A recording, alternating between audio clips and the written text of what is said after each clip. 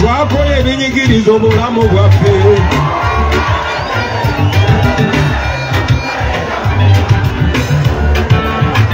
Tufuka bubinyo namwe.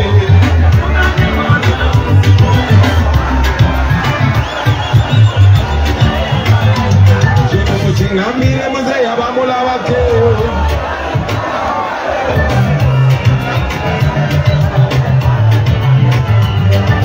Lingadimo kuna sibajizala wapi. Alifana medotenji bajizala wapi. Kesongeza babanyazo n'abazibako. Constitution yaffe jakudawo nga tumaze okubaza. Abana bakisita baliwo. Sibawulira.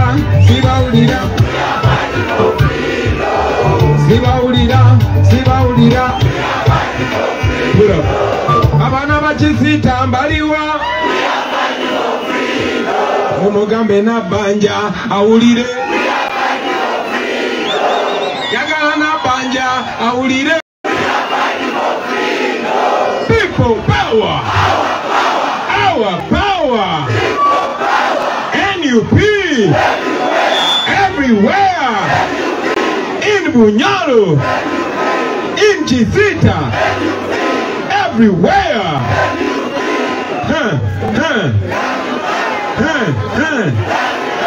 Hello.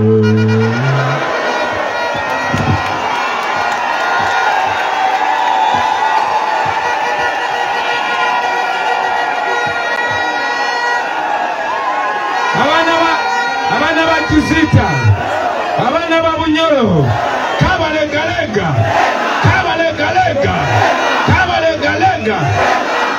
Kakati. First of all, nsanyuse nnyo okubalabako. Kandi munzikirize mbazo mu Luganda. Nimanye Luganda nimulwetegereza kurungi. Amabara nimugamanya. N'empako yange nayo nimugimanya. Empako yange arali. Kati kambaza mu Luganda, linda koma n'okubaza mu Luganda gwe abanyimirire wano. Kakati okusooka nabadde ku TV nendaba Nabbanja nga bagamba Bobi Wine wajja musigale waka temuvaayo. Aliwo Nabbanja. Kati wulira oyo Nabbanja kubanga yayogedde bw'atyo mumugambe nti mugobye.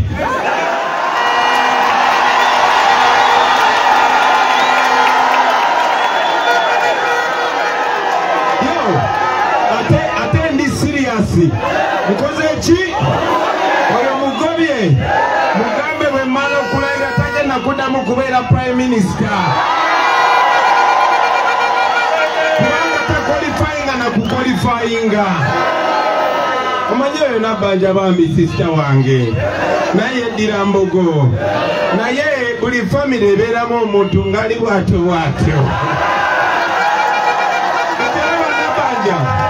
Oyo Nabbanja temumunenya. Oyo Nabbanja siye Nabbanja omu eyagamba tino Right Honorable Oulanyah yafiira Seattle e UK. Mumugambe Seattle eri mu America teri UK. Oyo Nabbanja siye Nabbanja eyagambye mu Uganda erina square kilometers, erina road network ya kilometers 610. Oyo Nabbanja musaasire. Oyo Nabbanja mugambe.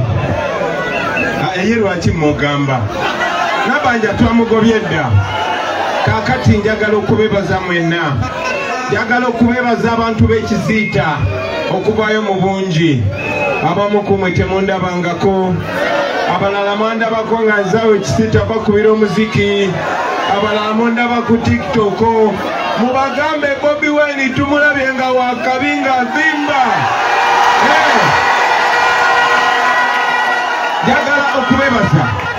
Njagala okubebaza okuvaayo mu bungi ne mujja. nga babatisiza ndabye amaje nendaba mamba nendaba bimotoka bya tiagasi naye kirungi nnyo temulinzeze kubagamba abo batutya njagala n'okwebaza abatuwadde ekifo kino bambulidde Nabanja yagenze nga atiisa buli muntu awali ekisaawe era bamugambye wano ti kino si kisaawe mwasaayewo obusaayi ne mukolawo ekisaawe njagala mugikuume nga memore kubanga bwe naakomawo kino ekifo tujja kukijjukira kimwe mwakitandikawo.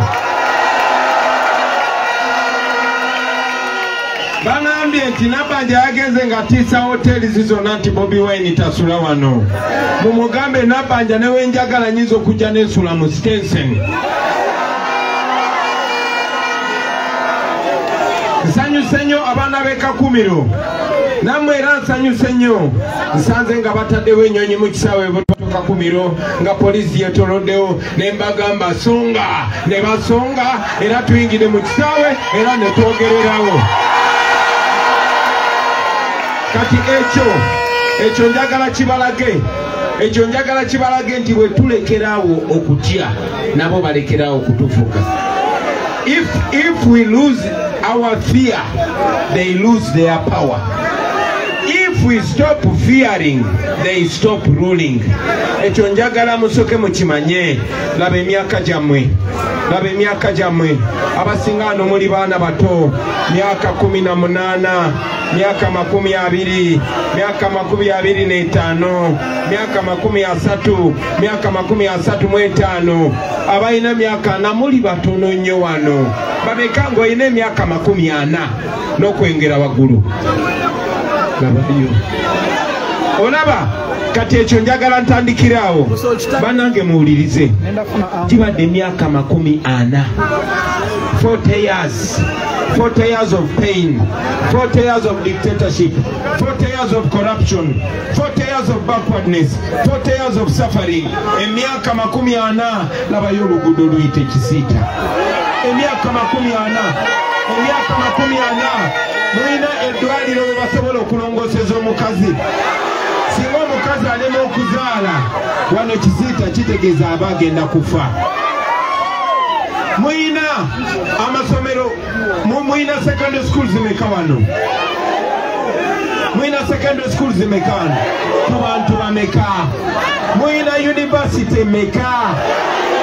Mu Bunyoro mulimu university zimeka. Kakati nzize kubabuulira manyi bulungi nnyo nti ebizibu ebyo bibiri byonna ebyo ebizibu byatawanya bajjajja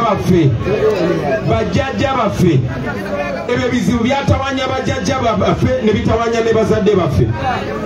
Museveni bwe yajja mu 1986 bangi abasinga ku mwe baali tebabazadde zonnaba mwenna mbasinga obukulu neze nalina myaka 4 Museveni we yajjira wano 4 years gibadde emyaka 40 bajjajja baffe ne babatwalako essuubi lyonna hope yonna. Bajjajja baffe bagenda ne balwana nga bamanyi oke tugenda kulwana tugenda kufuna enguudo nnungi nga ziyita wano. Abaana baffe bagenda kusoma bulungi, abakazi baffe tebagenda kubonabona, amagye tegagenda kubonyabonya bantu baffe, tebagenda bagoba ku ttaka. Bajjajja baffe ne bababba, bazadde baffe ne balowooza nti bagenda okubeera n'essuubi eryo. Bazadde baffe nabo babakadiiza abasinga bafudde. Kati ffe be babba, abaana baffe kati bakuze.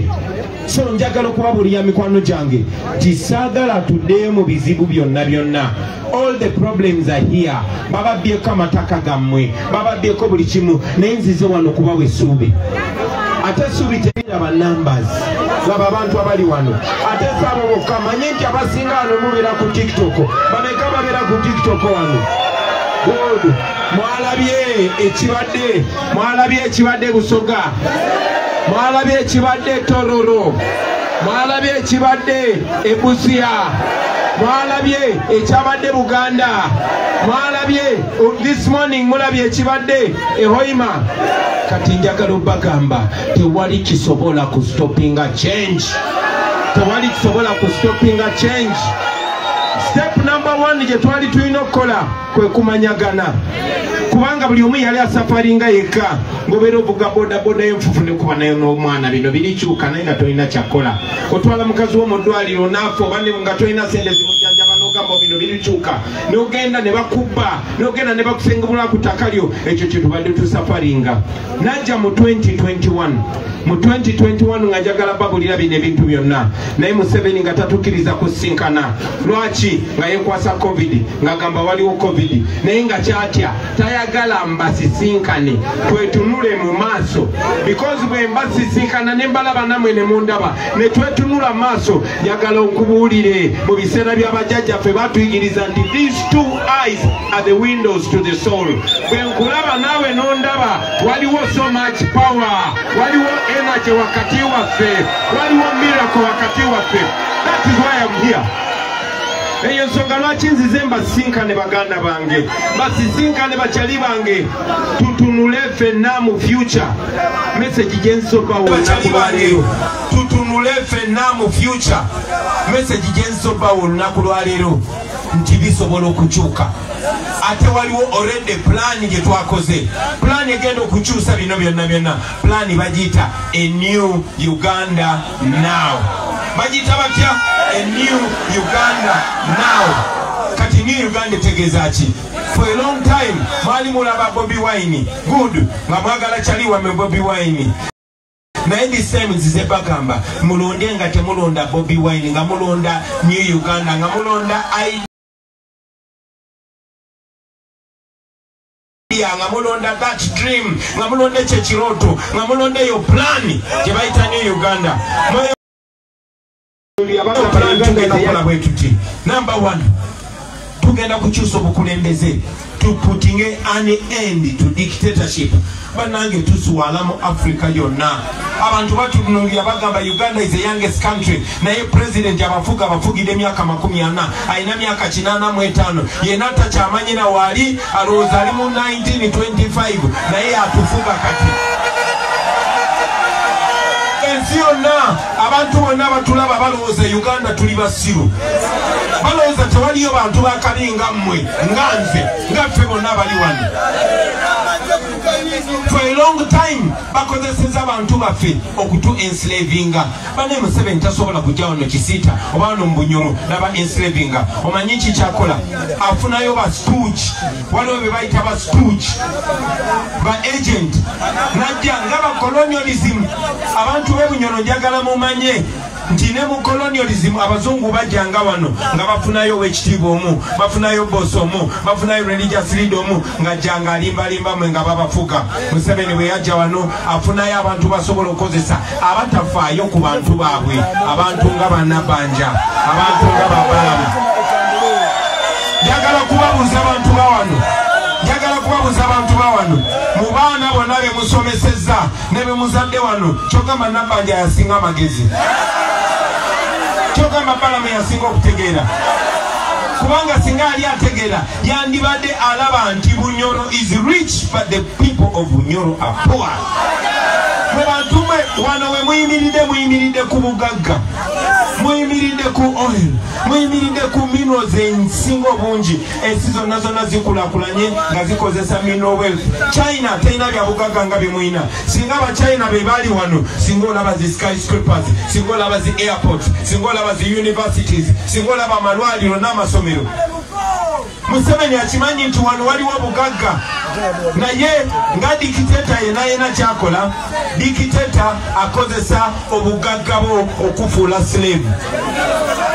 Banange nzize kubagamba wano kasita realizing nti muyimiridde ku bugagga temugenda kuddamu okufuna mirembe era saagala mutima gwammwe gusetolinge njagala buli kumakya obwongo bubeere nga bikutawaanya njagala buli kumakya obeere ng'olowooza ng'ogamba I am born in the land of Kabalega, why am I poor?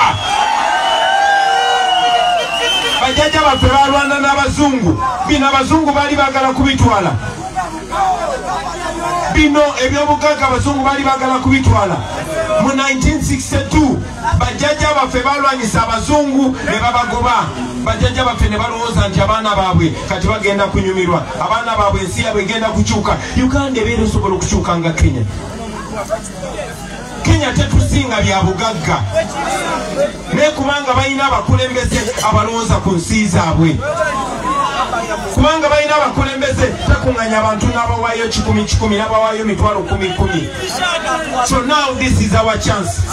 Banange okumala emyaka mingi Museveni abadde atuvugira ku mundu naye bali bafala bali generation z'abafala baafa ne bagwawo abalala bakaddiwa ne wadawo ne generation endala nabo ne bafa oba ne bakaddiwa kati waliwo generation eno yemwe musalawo oba mubeera basirevu oba mubeera free.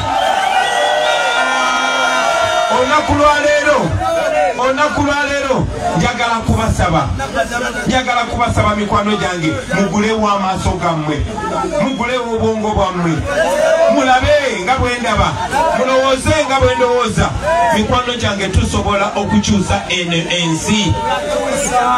So mbadde mbakubira ntooki mu Uganda empya nti first and foremost tugenda ku endinga dictatorship. Tewagenda kuddamu kubeerawo president agenda kufuga Uganda myaka 40. Tewagenda kuddamu kubeera president nga yalonda abalamuzi yalonda buli kimu ng'alinga Katonda. Tewagenda kuddamu kubeerawo president ng'abo abajja basiba abantu ne bagalawo amakubo na byonna.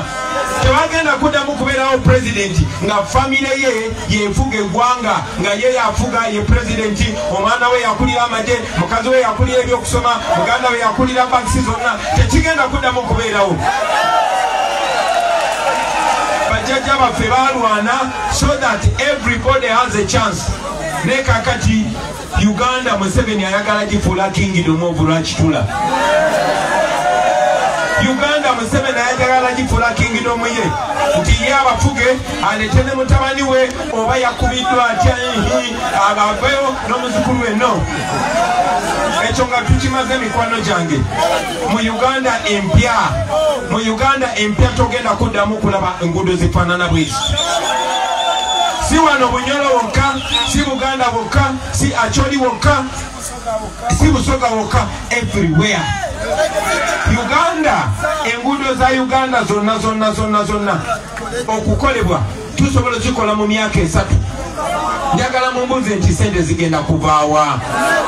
Banange tulina sente nga tonabakwata ku oil, nga tonabakwata ku gold, ali Busia, ali Buganda, ali everywhere, nga tonakwata ku byabugaga bya mutaka. Tusasula omusolo n'olugoye lw'oyambadde wasasudde omusolo, n'akacupa k'amazzi wasasudde omusolo. Naye kambabuulire buli mwaka Museveni n'abo abantu abamwetolodde babba ku Uganda 10 trillion shillings. These are government reports. Mu Uganda tufiirwa, listen, mu Uganda tufiirwa trillioni 10 buli mwaka nga zibbibwa. IGG mulyagonja bamubuza sente ziragawa. N'agamba buli wengezaako kwata bali corrupt bekweka amabega wa president, bekweka amabega wa Museveni. Betty Kamya yakoze video njagala ba challenge nga mwabaina TikTok na mwabaina YouTube. Genda olabe Betty Kamya onyinga kusumye bwe beina internet. Betty Kamya nganyonyola sente za Uganda gye ziraga no wanda bamugobye n'omugoba. So njagala babulira ti mu myaka 5 in 5 years batubako 50 trillion. Ezo 50 trillion singa nze badde president zibadde sobola okola buli luguudo lw'omu Uganda wano kolas ng'otaddeko n'oluguudo olugenda ku lusi.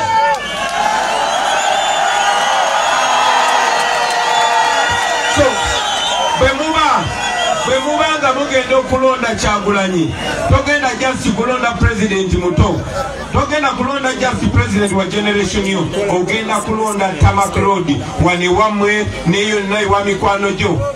Kitegeeza nti gwe wa boda nawe owa benzi mwena mugenda kuvugira ku luguudo olulungi, togenda kuddamu kubeera n'enfuufu. Emmotoka yo tegenda kufa kubanga ebinnya. That is not going to happen. Mu Uganda empya mikwano gyange tugenda kubeera n'amasannyalaze everywhere ate nga tugasaze by half. Mu Uganda empya buli kitundu kigenda kubeera n'amazzi. Mu Uganda empya amalwaliro gonna gagenda kukolebwa ate buli LC1 just 3 kilometers okuva ku LC1 walina okubeerawo eddwaliro lya Health Center 3. bino ebintu si bizibu nnyo mikwano gyange, bino ebintu si bizibu nnyo. Health Center 3 etwala sente meka? Sente ntono nnyo. Buli lunaku every day Museveni akozesa 2 billion every day. Sigambye every month, sigambye every week, nambye every day Museveni akozesa 2 billion shillings. Ezo sente kitegeeza buli lunaku Museveni alya almost eddwaliro ddamba.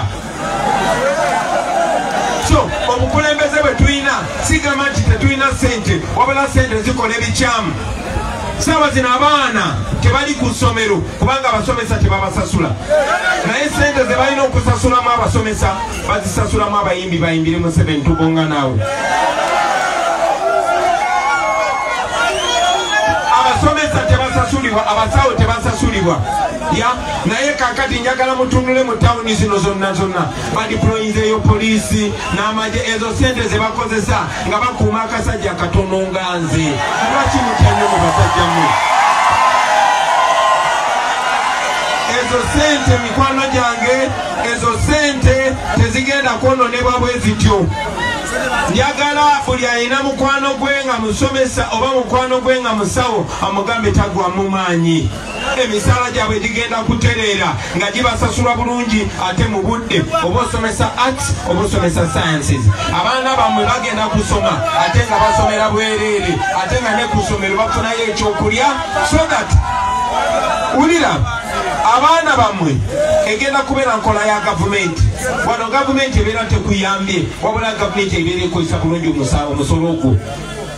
Nti abaana bw'abanga ali mu ssomero lya gavumenti, omwana alina okuba nga afuna ebitabo from government, ng'afuna pen ne pencils from government, ng'afuna uniform from government, ng'afuna ekyokulya ku ssomero from government. Ogenda kulaba abaana nga bwe basoma obulungi. Ate abagenda okubanga baliisa abaana, gavumenti si egenda okulunda enkoko, si egenda okulima kasooli. No, abantu mwe mugenda okulunda enkoko nga twagala buli mwana wakirya. One egg si kinene nnyo, ne buli mwana wa Uganda bw'aba alyambala ku makya ng'agenda okusoma, ajja genda kusomero ng'acakala, kuba agenda after ku break time ajja kunywa obuugi bulungi, ajja kulya ejjiri ate asome, agenda kusomero ng'ayagala. Bw'omuzadde kubanga gw'osupplyinga gavumenti, gw'osupplyinga erissomero, nawe ogenda kubeera loodi ng'abaana basoma bulungi nga ne bazadde baabwe bafunamu. Eyo gavumenti eyagala abantu, eyo gavumenti ekolera abantu. Mikwano gyange ffe tugenda kubeera basaavanti kubanga tumanyi abaana be tusomesa, abaana baffe bagenda kuwasa abo abaana, oba abo abaana bagenda kuwasa abaana baffe. Kino tukikola ng'Abannayuganda, bano abasajja batufuga. No wonder President Obote yagamba Museveni si Munnayuganda, kubanga bino ebintu tosobola bikola bw'obanga oyagala ensi. 40 years amalwaliro gonna gavunze, amalwaliro ge tulina gazimbibwa Obote, gazimbibwa Amini. Enguudo ze tulina zazimbibwa Obote, zazimbibwa Amini. Museveni talina kyayongeddeko okujjako okuzoonoona. Baganda bange mugenda kukulemberwa bulungi. Kati ebyo byonna byonna tukyali ku bajeti eno eya gavumenti, already eriwo. Togenda kusanga nga sente zibulira mu classified budget. Buli mwaka parliament erina kyeyita classified budget. Classified budget mugimanyi, budget ey'ekyama. Museveni eka yagimanyiko nti egenda mu magye. Tuli mu kulwana na nsi ki? Tulina olutalo lwe tuli mu kulwana. Kati lwaki sente ezo teziyamba abantu ne babeera bulungi? Kati ezo ng'ozivuddeko, ezo za kutereeza bulamu. Kati kigamba muno obulamu obulumaze okutereera. Kaakati tugenda mu nkulaakulana. Njagala mbabuulire enkiwano. Oil ali wano. Eno bagiyita oil city, bagiyita oil region. Naye eno region erina just linnya, just a name. Oyo oil first and foremost asobola okutransforminga wano, asobola okutransforminga wano. Naye muze mulaba Museveni bw'aba ayogera ku oil wa wano agamba ki? Agamba whose oil? Agamba my oil. Nenga Museveni yajawa oil oyo. Banange tugobe Museveni tubadize oil wammwe.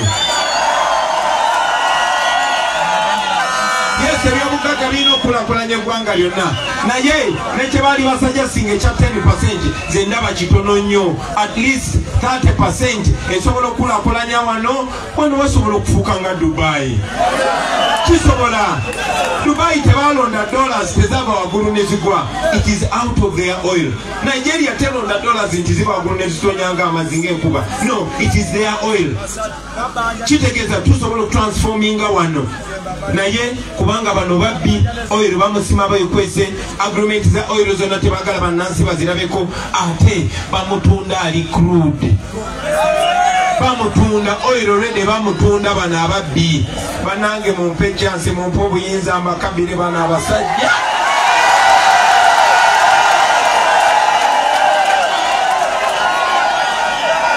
we can change this Yakala babulenze njagala muve wano nga mwena mbitegedde kuba njagala buli omu ku mwaberenga Kyagulanyi njagala ogenda okinnyonnyole ebiseera bingi nnyo bamanyi okubuzaabuza abazeeyi njagala ogenda onnyonnyole maamawo njagala ogenda oexplainingire taatawo amanye how rich we can be amanye nti tusobola okutransforminga wano onnyonnyole emikwano gyo gyonna bamanye nti tebagenda kwetaaga kunoonya visa kugenda kuba kyeyo nedda Uganda is rich already. Uganda is rich. Temwetaaga kubaano kugenda mu kibuga ekibuga tulina okukireeta wano abavubuka bangi temulina mirimu naye ate n'emirimu gisobola okutondebwawo oba okutumbulwa okay katino kambabulireko mikwano gyange manyi bulungi nnyo tina abakola mu mafuta si baawano babajja wala ne babaleeta yes omuntu wawano okuwa omulimu bakuwa gwakwera oba gwakugulawo geti temugamba abaana bamwe tebasoma temugamba abaana bamwe tebagala kola mu factories temugamba abaana bamwe tebagala kudevelopinga wano emirimu egyo gya oil sector girina kutandikira ku ba locals abantu b'omu kitundu bwe tunaba tuzimba enguudo zino enguudo tujja zizimba nga tuzizimba namwe tetugenda kuleeta bachina kuzimba nguudo naawe tusobola okuleetayo ba expatriates 2-3 naye lwaki avuga grade abeera mu China. So we are going to change that, my brothers and sisters.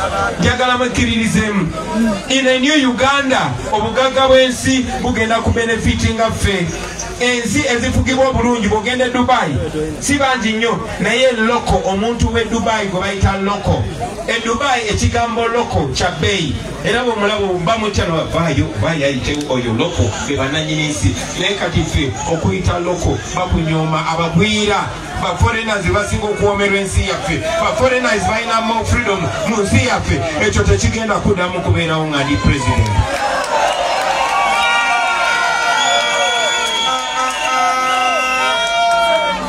Bingi nnyo bye nandi bashiningideko light mu Uganda empya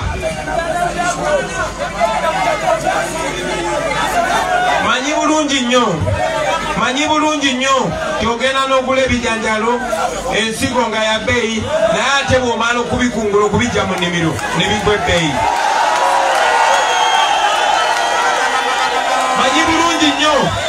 manyi bulungi nnyo ensigo ya kasoli bwe muba mugenda okusimba kasoli kiro bagitunda senemeka bagitunda mutwalo ewalala gumu kitundu naye ate bw'okungula kasoli n'omugyayo mu nnimiro bakugula kiro senemeka kiro 5 abo si babbi tubagobe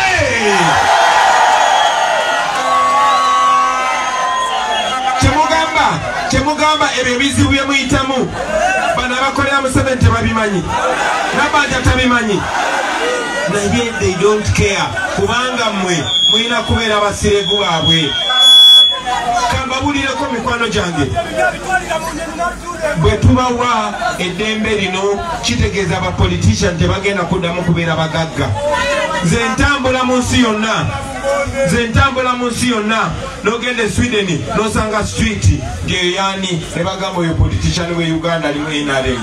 N'ogenda mu mawanga g'e Bulaaya n'osanga ebizimbe ebiwanvu bya Museveni, kino kya mwala we, kino kya mutabani we. Sente bazimba wano bazitwala eri temufaayo. Nze mbimanyi, nze manyiyo. Ate ne bali ba president bayo bamanyi. Kati mwe mufune president musirike.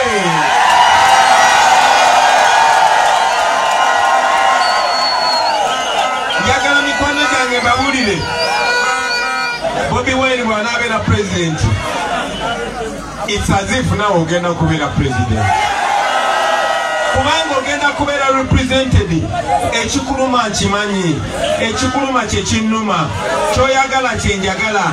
Twagala kweyagalira mu Uganda eno, twagala 10 years from now, 20 years from now nga wayisewo emyaka 20, myaka 30 nga tuli bazeeyi, nga tugamba abaana baffe mweffe twakyusa Uganda nga ddala twagikyusa.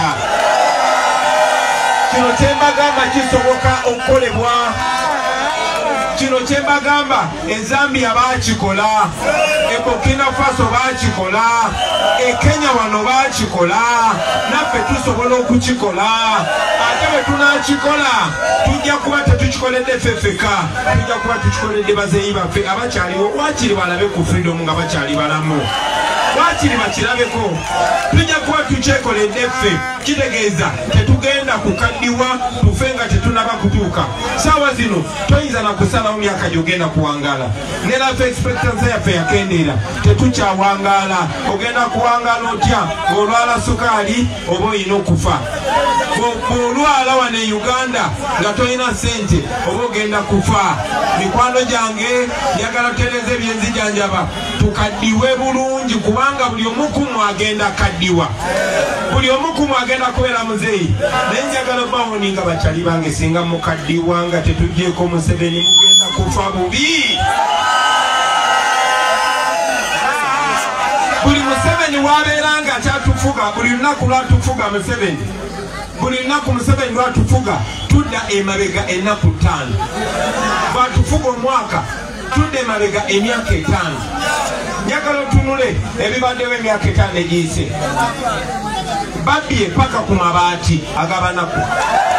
Emyaka 5 egiyise, wuliriza, emyaka 5 egiyise mwali mukyasobola okulima emmwanyi.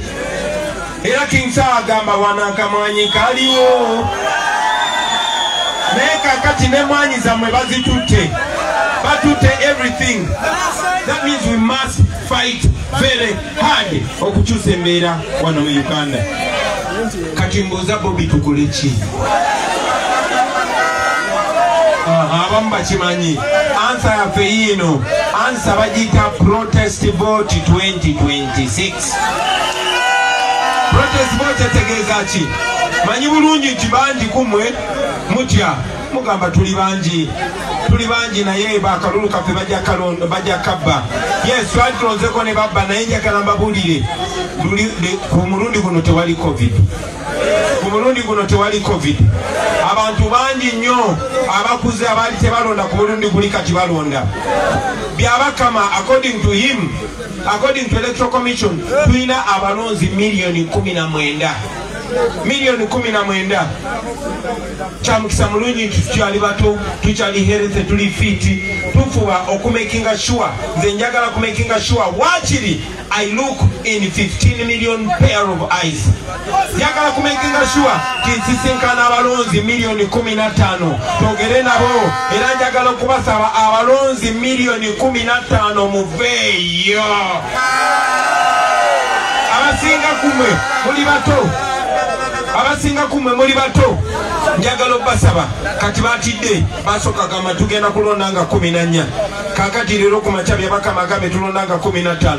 Ne bwe munagamba tulonda nga 10 ameka, ne bwe munagamba tulonda mu March, ne bwe mugamba tulonda wa, njagala tukole operation mikwano gyange. In this, everybody has a job to do, everybody has a role to do. Njagala okubasaba buli omu abeere Bobi Wine wano.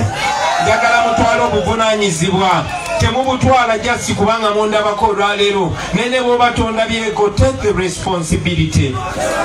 siri wanjawulo okugwe mukwano gwange fena tufaanagana but the love for our country njagala kuno okusinkana kwaffe kukomyewo love ya Uganda kyova olaba mbagamba buli omu njagala abeere ne flaga bweti ewuka ne bwoba togirina wakirisiiga colors black yellow red bw'obeere ne flaga nga bw'ozuukuka olowooza ku Uganda njagala omanye nti Uganda buvunaanyizibwabo Uganda mulimu gwo Uganda kya busikaabo Uganda yiyo yegwe Uganda era ne Uganda yeki yegwe. So take the responsibility. Mugenenga mu persuading abantu bananga abantu baveyo balonde muveyo mulonde buli muntu yenna yegenda kubeera public holiday abantu byabatame byokulonda nete mugwa mumanyi muveyo mulonde bwe tuvaayo mu bungi ne tulonda ate n'otolonda kuvaawo naye n'omala okulonda ate n'okola ki n'osigalawo n'okuma akalulu ako kino tugenda kikola all over the country tebalina we bayinza tuyita kati bw'omala okalonda beerawo kakuume temuddayo waka musigalemu ezo towns tolaba abana abasirikale be baleese wano abo abasirikale be baleeta ne Busoga be badde ne Kakumiro be babadde ne Hoima tebasobola kubeera mu bifo bibiri oba bisatu omulundi gumu. Njagala obabulira Uganda erina abasirikale nga 10,000 n'abapoliisi balinga 10,000 olowooza tuyiri bannayuganda bameka? Ate n'abo abasirikale ne bapoliisi nabo bali ku saidi yaffe kuba nabo banyigirizibwa nabo tebafuna misaala mirungi. Therefore bwe munaabeera firm bwe munaabeera solid bwe mutaatye abo abasirikale bagenda kukola nga abasirikale ba Madagascar kye baakoze 1 week ago ne beegatta ku bantu bannange tugenda kujjako Museveni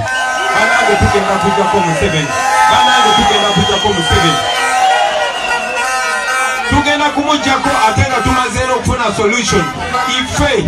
Ife tulina solution tubasaba mwerondera omukulembeze owammwe kati bwagezaako okukabba baboyi mu menke zizenga mbagamba muzimbe eggaali gagasa oyina bakyalibo 5 oba bakyalibo 10 making sure oyina tiimu yo ngeri private ngeri secret. Bano si bagezi nnyo eyo tiimu gyoba otambula nayo door to door mugende nga mukuba campaign nga mubuulira abantu munoonye akalulu era eyo tiimu gyo gyokukumisa akalulu era be banaagezaako kabba tujja kabanja Uganda yonna